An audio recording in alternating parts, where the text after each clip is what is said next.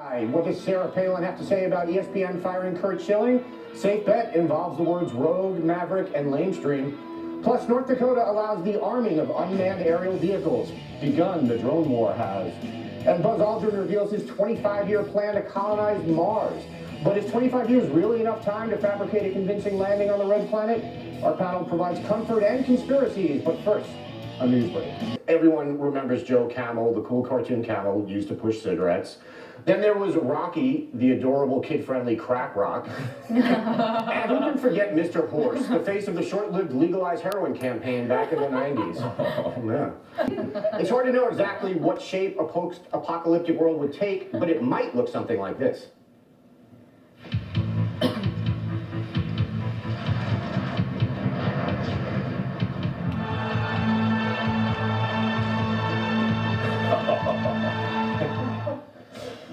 All right, but there's got to be an alternate timeline where everything worked out okay, right?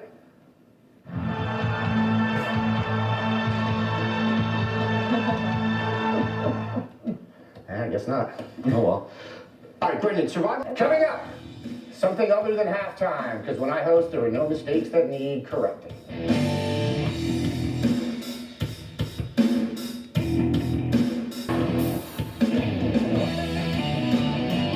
Are you moody, anxious, and constantly worrying? In short, are you neurotic? Well, a new study suggests...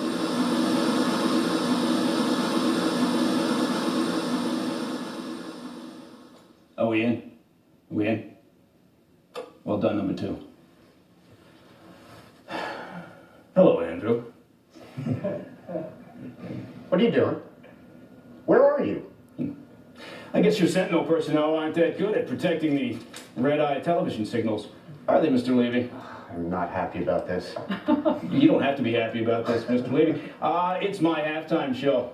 I think everybody's very pleased with that concept. Yeah, you just sit back and enjoy. Yeah, all right. I've been taking lots and lots of notes from my Idaho secret lair. Trace the signal.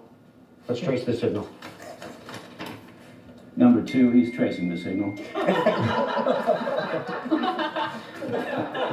Fine. Cut off number 2. I think what we should do, let's go straight into the halftime scores, shall we? Excellent. What do you say? Do it. It's time for the halftime red-eye results. Look at how I did this. You see what I did? Oh my God. I brought this up, and then look at this. Look, I brought this up, and then this came up. That is amazing. That's what we do here in Idaho. That's the kind of technology that you can use to overthrow governments, I bet. Yeah, not that we would do that. No, that's not what I meant. No. Yeah. No.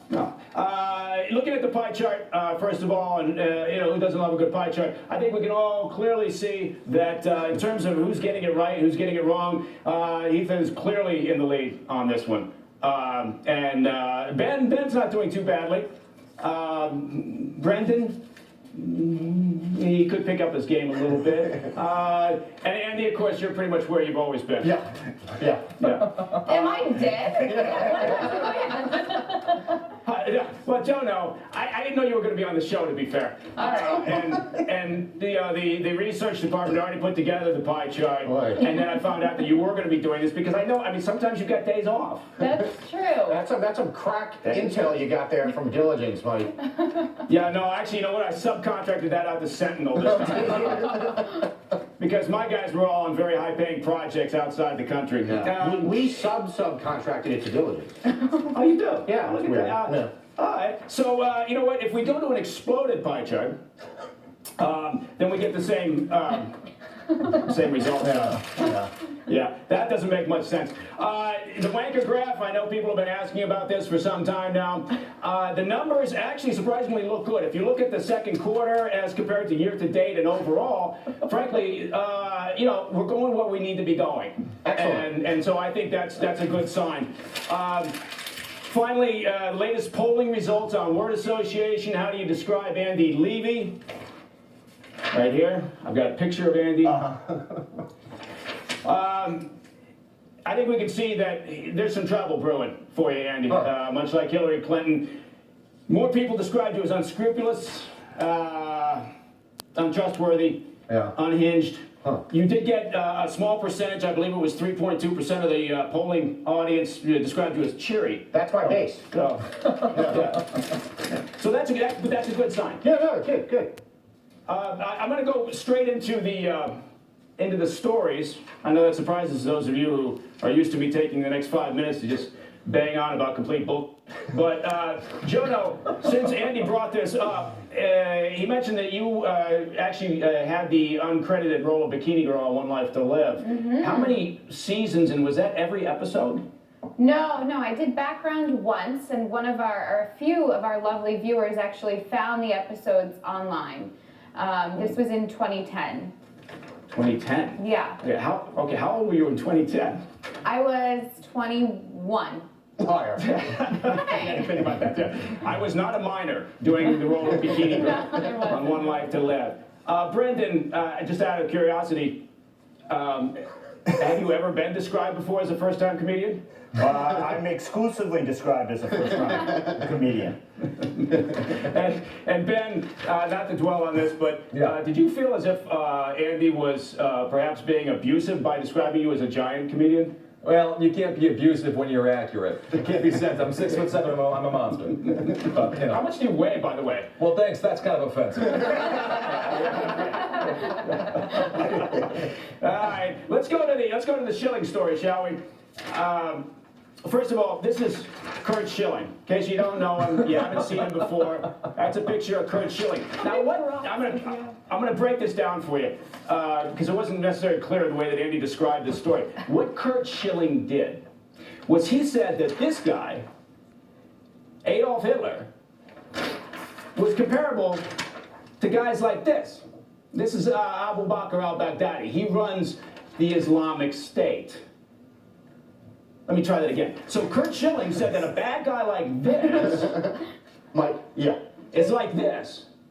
Is comparable to a bad guy like this. Okay, and for that, Kurt Schilling, this guy,